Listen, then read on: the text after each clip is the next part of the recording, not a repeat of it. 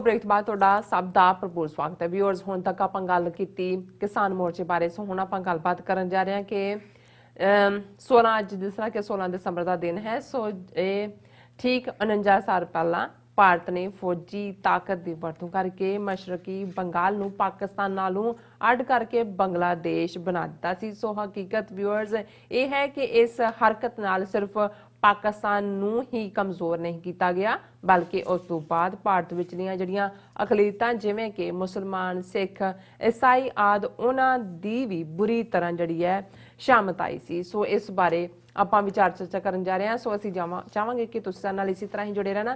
देखण सुनी ਤੁਹਾਡਾ ਸਭ ਦਾ बहुत बहुत शुक्रिया जी। डॉक्टर साहब की विचार ने इस मुद्दे बारे? देखो अज 16 दसंबर का दिन है। अच्छा, एक पासे भारत बुरी तरह इकनोमिकली टुट चुका है। बिल्कुल। ह्यूमन डिवेलपमेंट रिपोर्ट 131वीं की थां 132वें नंबर ते पिछले साल के मुकाबले थले नूं गया है। इस दे नाल 1/4 इकोनॉमी उन्हां दी गायब है, एवैपोरेट ही हो गई। बेरोजगारी और दूसरे चल रहे है। लखां किसान जिन्हां ने दिल्ली नूं घेरिया होया और ये खब्बे सज्जे दौड़ के इधर उधर बयानबाजियां, कदे गुजरात सिख किसानां कोल मोदी पहुंच गया है और हुण ये दस्सण दे लई कि जी असीं हिंदू तवी और साडा असीं किन्ने जिहड़े हैं वो जेतू हैं। जिहड़ा फॉल ऑफ ढाका जिन्हों सकूते बंगाल कहते हैं, वो ये दिन है कि ज़ाहिर है 49 साल पहले 16 दसंबर 1971 नूं जिहड़े पाकिस्तान दे जिहड़े उस खिते नूं दे विच जिहड़ा मशरकी बंगाल सी, जनरल नियाजी उन्हें सरेंडर किया सी। हुण ये एक बिल्कुल वखरा विषय है और असीं किसी वेले दे विच डिटेल च गल करांगे कि किवें ਜਿਹੜਾ ਭਾਰਤ ਜੇ ਪਾਕਿਸਤਾਨ 'ਚ ਕੋਈ ਹਾਂ ਦਾ ਨਾਰਾ ਉਹ ਕਸ਼ਮੀਰੀ ਲੋਕਾਂ ਦੇ ਲਈ ਵੀ ਮਾਰਦੇ ਨੇ ਜਾਂ ਕੋਈ ਸਿੱਖਾਂ ਪ੍ਰਥਾਏ ਵੀ ਕੋਈ ਮੀਡੀਆ 'ਚ ਗੱਲ ਹੁੰਦੀ ਹੈ ਤੇ ਇਹਨੂੰ ਇਹ ਜਿਹੜੀ ਹੈ ਇੰਟਰਫੇਰੈਂਸ ਇਨ ਦਾ ਇੰਟਰਨਲ ਮੈਟਰ, ਜਿਵੇਂ ਜਸਟਿਨ ਟਰੂਡੋ ਨੇ ਜੇ ਕਿਸਾਨਾਂ ਦੇ ਪੀਸਫੁਲ ਪ੍ਰੋਟੈਸਟ ਦੀ ਗੱਲ ਕੀਤੀ ਤੇ ਕੱਲਾ ਉਹੀ ਚੌਂਟੇ ਨਹੀਂ ਉਹਨਾਂ ਨੇ ਜਿਹੜਾ ਉਹਨਾਂ ਨੇ ਉਹ ਉਹਨਾਂ ਦੇ ਚੱਕਣ ਤੱਕ ਗਏ 22 ਐਂਬੈਸਡਰਾਂ ਤੋਂ ਲਿਖਵਾਇਆ कि भी ये बिल्कुल इंटरफेरेंस है दूजा। और ये जे इन्हों एक्सपोज किया जाए कि किवें इन्होंने इन्हों दी इंटैलीजेंस एजेंसी ने, रा ने, इंटैलीजेंस ब्यूरो ने मशरकी बंगाल दे विच किवें मुक्ति वाहिनी खड़ी की, किवें ट्रबल क्रिएट की, किवें मुजीबुर रहमान फाइनली जिहड़ा है वो इन्हां दे हक च भुगतिया है और किवें डायरैक्ट फौज दी जिहड़ी है वो दखल अंदाजी दे नाल पाकिस्तान नूं दो हिस्सों के विच वंड दिता। और क्योंकि हज़ारां मीलों का आपस दे विच फर्क सी, रात उन्हां दी बॉर्डर तो लगता नहीं वैस्ट पाकिस्तान और ईस्ट पाकिस्तान का, लेकिन जिस अंदाज दे विच ये सारा होया उस सारे चों बजाए कि इन्हां नूं शर्मिंदगी कोई इंटरनेशनल फ्रंट ते दिंदा है कि भी तुसीं एक मुल्क दी जिहड़ी है उस इंटैग्रिटी सॉवरनिटी नूं वायलेट करके मुल्क नूं दो हिस्सों च तोड़ दिता। और मैं समझदा भी ये एक वैलिड ग्राउंड होनी चाहिए सी। हुण तक पाकिस्तान वालों खुल के भावें वो सिखां दा खालिस्तान का इशू है जां नॉर्थ ईस्ट का नागालैंड का इशू है जां कश्मीर का इशू है, पर समहाउ पाकिस्तान हमेशा ही एक डिफेंसिव जी इस दे उत्ते पॉलिटिक्स करता रहा। लेकिन असी इस मौके दे उत्ते जिहड़ा डिस्कशन का पार्ट है कि भी ये जिहड़ा बांग्लादेश की क्रिएशन, और इस गल का ध्यान रहे कि अज जिन्हां दे कोल पोलिटिकल पावर है, RSS का मोदी बहुत वारी साडे अपने भी कई वाजपेयी की तारीफ करनगे कि जी वो मॉडरेट सी फलाना। जदों इंदिरा गांधी ने ये मशरकी बंगाल नूं बांग्लादेश बनाया, पहला जिहड़ा बयान अटल बिहारी वाजपेयी का सी कि दुर्गा माता का अवतार है। हुण दुर्गा जिहड़ी है गॉडेस दुर्गा राक्षसां नूं मारन वाली है और ये जिहड़ा सारा पार्ट है उन्होंने दुर्गा बनाने वाला वाजपेयी, तो हुण जिहड़ा अगों आया वो हुण बाकियां नूं वापस हिंदू बनाने वाल तुरिया होया। लेकिन इस सारे च असी ये भी देखते हैं भी उस पीरीयड च 71 तो जे दौर की गल करिए, असी स्टूडेंट लाइफ च सी और बहुत सारे साडे सिख नौजवान भी जिहड़े ज़ाहिर है फौज दे विच और जिहड़ा सरेंडर जनरल नियाजी ने कीता है ਲੈਫਟੀਨੈਂਟ ਜਨਰਲ ਜਗਜੀਤ ਸਿੰਘ ਅਰੋੜੇ ਦੇ ਸਾਹਮਣੇ ਕੀਤਾ और वो तस्वीरां भी कि अरोड़िया नूं ਸਰੈਂਡਰ कर रहे तो साडे भी कई छाती चौड़ी करके घूमते सी जी देखो ਜਨਰਲ ਦੇ ਸਾਹਮਣੇ ਕੀਤਾ ਹੈ। ਜੀ ਔਰ ਉਸ ਦੌਰ 'ਚ ਉਸ ਤੋਂ ਬਾਅਦ ਵਿਦ ਇਨ ਇੰਡੀਆ ਮਾਈਨੋਰਿਟੀਜ਼ ਨਾਲ ਕੀ ਹੋਇਆ, ਮੈਂ ਉਹਦਾ ਇੱਕ ਵਾਕਿਆ ਦੱਸਣਾ ਚਾਹੁੰਦਾ ਕਿ ਉਦੋਂ ਬੜੀ ਹੌਟ ਏਅਰ ਸੀ ਵਿਕਟਰੀ ਦੀ ਕਿ ਜੀ ਇੰਦਰਾ ਗਾਂਧੀ ਦਾ ਤਾਂ ਸਟੇਟਸ ਚੁੱਕਿਆ ਹੀ ਹੋਇਆ ਸੀ। ਸਿੱਖ ਵੀ ਸਮਝਦੇ ਸੀ ਕਿ ਜੀ ਦੇਖੋ ਸਾਡੀ ਫੌਜ ਨੇ ਆਹ ਤੇ ਉਹ, ਉਦੋਂ ਤੱਕ ਅਜੇ ਉਹ ਜਿਹੜਾ ਪੈਟਰੀਓਟਿਜ਼ਮ ਦਾ ਹਿੰਦੂਤਵੀਆਂ ਨੇ ਕੀੜਾ ਵਾੜਿਆ ਹੋਇਆ ਸੀ, ਦਿਮਾਗ 'ਚ ਵੜਿਆ ਹੋਇਆ ਸੀ, ਉਹ ਤਾਂ ਜੂਨ 84 ਤੋਂ ਬਾਅਦ ਨਿਕਲਣਾ ਸ਼ੁਰੂ ਹੋਇਆ।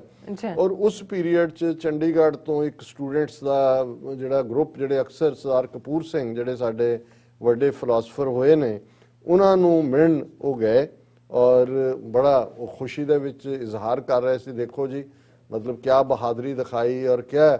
ਔਰ ਉਹਦੇ ਵਿੱਚ ਜਿਹੜਾ ਸਾਰਾ ਮੁਕਤੀ ਵਾਹਿਨੀ ਨੂੰ ਟ੍ਰੇਨਡ ਕਰਨ ਔਰ ਦੂਜੇ ਤੀਜੇ 'ਚ ਇੱਕ ਵੱਡਾ ਰੋਲ ਜਿਹੜਾ ਉਸ ਵੇਲੇ ਬ੍ਰਿਗੇਡੀਅਰ ਸੀ ਸੁਬੇਗ ਸਿੰਘ, ਜੀ ਜਿਹਨੂੰ ਬਾਅਦ 'ਚ ਜਿਹੜਾ ਮੇਜਰ ਜਨਰਲ ਸੁਬੇਗ ਸਿੰਘ, ਔਰ ਜਿਹੜਾ ਜੂਨ 84 'ਚ ਸੰਤ ਜਰਨੈਲ ਸਿੰਘ ਖਾਲਸਾ ਭਿੰਡਰਾਂਵਾਲਿਆਂ ਦੇ ਨਾਲ ਅਕਾਲ ਤਖਤ ਨੂੰ ਡਿਫੈਂਡ ਕਰਦੇ ਆ, ਭਾਰਤੀ ਫੌਜ ਨੂੰ ਡਿਫੀਟ ਦਿੰਦੇ ਆ 72 ਘੰਟੇ, ਜਿਹਨੇ ਸ਼ਹੀਦੀ ਪਾਈ।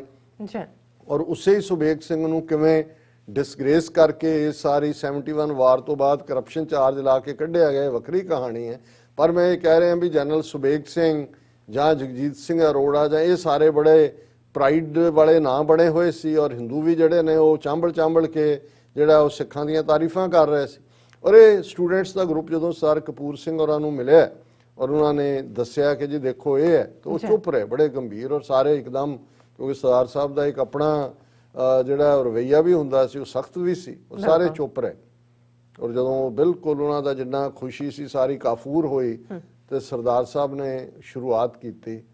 ਉਹਨਾਂ ਨੇ ਕਿਹਾ ਹੁਣ ਭਾਰਤ ਵਿੱਚ ਘੱਟ ਗਿਣਤੀਆਂ ਦੀ ਸ਼ਾਮਤ ਆਏਗੀ। ਹੁਣ ਘੱਟ ਗਿਣਤੀ ਅਕਲੀਅਤ ਨੂੰ ਕਹਿੰਦੇ ਨੇ, ਕਿਉਂਕਿ ਇਹ ਲਫ਼ਜ਼ ਸਾਡੇ ਇਧਰਲੇ ਪੰਜਾਬ 'ਚ ਜ਼ਿਆਦਾ ਘੱਟ ਗਿਣਤੀ ਹੁੰਦਾ, ਉਧਰ ਅਕਲੀਅਤ ਕਹਿੰਦੇ ਨੇ।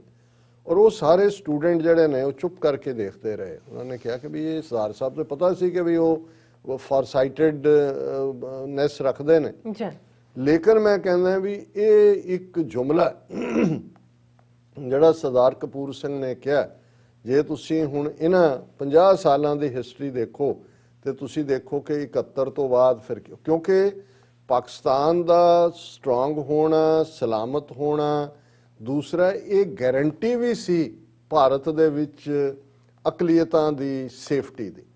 ਤੇ ਜਦੋਂ ਉਹਨਾਂ ਦੇ ਇੰਨੇ ਹੌਸਲੇ ਵੱਧ ਗਏ ਕਿ ਉਹਨਾਂ ਨੇ ਦੇਸ਼ ਹੀ ਦੋ ਹਿੱਸਿਆਂ 'ਚ ਤੋੜ ਦਿੱਤਾ ਹੈ, ਉਹਨਾਂ ਕਿਹਾ ਜੇ ਹੁਣ ਇਹ ਨਹੀਂ ਹੈ ਤੇ ਹੁਣ ਬਾਕੀਆਂ ਨੂੰ ਕਿਹਨੇ ਪੁੱਛਣਾ ਹੈ। ਔਰ ਤੁਸੀਂ ਜੇ ਦੇਖੋਗੇ ਕਿ ਜੇ ਫਿਰ ਬਦਕਿਸਮਤੀ ਦਾ ਦੌਰ, ਫਿਰ ਗੱਲ ਇੱਥੇ ਨਹੀਂ ਹੋਈ, ਉਸੇ ਹੀ ਇੰਦਰਾ ਗਾਂਧੀ ਨੇ 1974 ਦੇ ਵਿੱਚ ਜਿਹੜਾ ਉਹ ਰਾਜਸਥਾਨ ਦੇ ਪੋਖਰਾਨ ਦੇ ਵਿੱਚ ਐਟਮ ਧਮਾਕਾ ਕਰਕੇ ਆਪਣੇ ਆਪ ਨੂੰ ਐਟੋਮਿਕ ਪਾਵਰ ਡਿਕਲੇਅਰ ਕਰਤਾ। ਪਾਕਿਸਤਾਨ ਅਜੇ ਐਟੋਮਿਕ ਪ੍ਰੋਗਰਾਮ ਦੇ ਕਿਤੇ ਨੇੜੇ ਤੇੜੇ ਵੀ ਨਹੀਂ ਸੀ, ਜਿਹੜਾ ਬਾਅਦ ਚ ਜ਼ੁਲਫਿਕਾਰ ਅਲੀ ਭੁੱਟੋ ਨੇ ਉਹਨੂੰ ਐਕਸਪੀਡਾਈਟ ਕੀਤਾ। ਹੁਣ ਇਹ ਉਹ ਪੀਰੀਅਡ ਸੀ ਜਿਹਨੂੰ ਅਸੀਂ ਫਾਰਸਾਈਟਡਨੈਸ ਕਹਿੰਦੇ ਹਾਂ, ਕਿ ਫਿਰ ਕਿਵੇਂ 70s ਦੇ ਐਂਡ ਤੱਕ ਪਹੁੰਚਦੇ ਆ। 70s 5-6 ਦੇ ਵਿੱਚ ਇੰਦਰਾ ਗਾਂਧੀ ਨੇ ਐਮਰਜੈਂਸੀ ਲਾਈ, ਐਮਰਜੈਂਸੀ ਦੇ ਖਿਲਾਫ ਸਿੱਖ ਖਲੋਤੇ। ਫਿਰ ਇੰਦਰਾ ਗਾਂਧੀ ਵਾਪਸ 80 ਜਦੋਂ ਪਾਵਰ 'ਚ ਆਈ, ਫਿਰ ਸਿੱਖਾਂ ਨੂੰ ਟਾਰਗੇਟ ਕਰਕੇ ਜੂਨ 84 ਦਾ ਘੱਲੂਘਾਰਾ, ਨਵੰਬਰ 84 ਦਾ ਘੱਲੂਘਾਰਾ ਰਾਜੀਵ ਗਾਂਧੀ ਨੇ ਕਰਵਾਇਆ। ਇਹੀ ਰਾਜੀਵ ਗਾਂਧੀ ਹੈ ਜਿਹਨੇ 1985 ਚ ਬਾਬਰੀ ਮਸਜਿਦ ਦਾ ਦਰਵਾਜ਼ੇ ਖੋਲੇ। ਔਰ ਫਿਰ ਕੀ ਨੀਤੀਆਂ ਨੇ, ਕਿੱਧਰ ਨੂੰ ਇਹ ਲੈ ਕੇ ਗਏ, ਕਾਂਗਰਸ ਦਾ ਸੌਫਟ ਹਿੰਦੂਤਵਾ।